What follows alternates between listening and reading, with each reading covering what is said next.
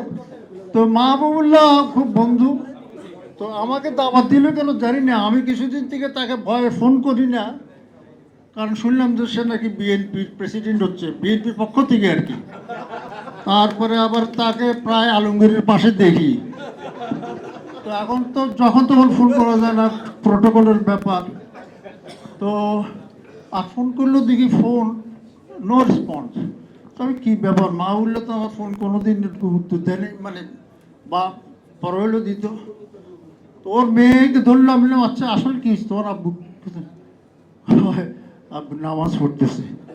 আমি যে ও আমাদের কমিউনিজম শিখাইলো, ওর ফতে নাস্তিক হইলাম, কত কষ্ট করে দাস ক্যাপিটাল মুখস্থ করলাম। এবং আমার এখনো মনে আছে, ওই নিউ মার্কেটে ইউনিভার্সাল নামে একটা বড় লাইব্রেরি ছিল। তো আমি আর মাহবুবুল্লাহ গেলাম, তো লাইব্রেরিয়ানটা বলতেছে স্যার আপনার বাইবেল তো এসে গেছে। আমার বাইবেল দাস ক্যাপিটাল, আপনার কোরআন এসে গেছে। আমার কিসের কোরআন? বলে দাস ক্যাপিটাল। কথা নিয়ে কিসের সাথে কিছু তুলনা করতেছ?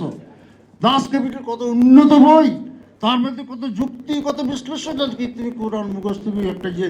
তো আমি ভাই সাংঘাতিক লোক। তো ওর পথ আমি অনুসরণ করলাম।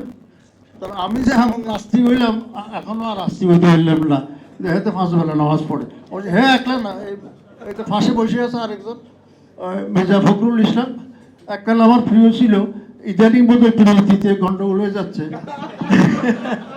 তো মা উল্টারে আমি বললাম যে তুই আজীবন জানতাম যে ভারত বিরোধী, আওয়ামী লীগ বিরোধী, তুই এখন কেমনি আমার হঠাৎ এদের ভিড়ে গেলি? কোন না আস্তে আস্তে বিপদ কাটে যাচ্ছে, মানে তার বাদ দেওয়া হচ্ছে আর কি। তো আমি বললাম যে আলমগীর টালমগীরদের ব্যাপারটা আলাদা, আর হাই লেভেলে ডিল করে কত কিছু হয়ে যায়।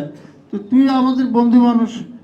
তো যাই হোক সে আশ্বাস দিল না, আমি ওরমভাবে কিছু করবো না, করলে আমার পুরানো নীতিতে থাকবে। আমিও খুশি হইলাম আর কি।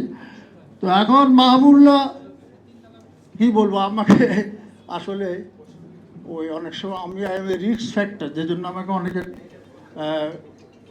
আলোচনায় ডাকে না। এই যে এখনো ডাকার মুহূর্তে কত শর্ত দিয়ে দিল।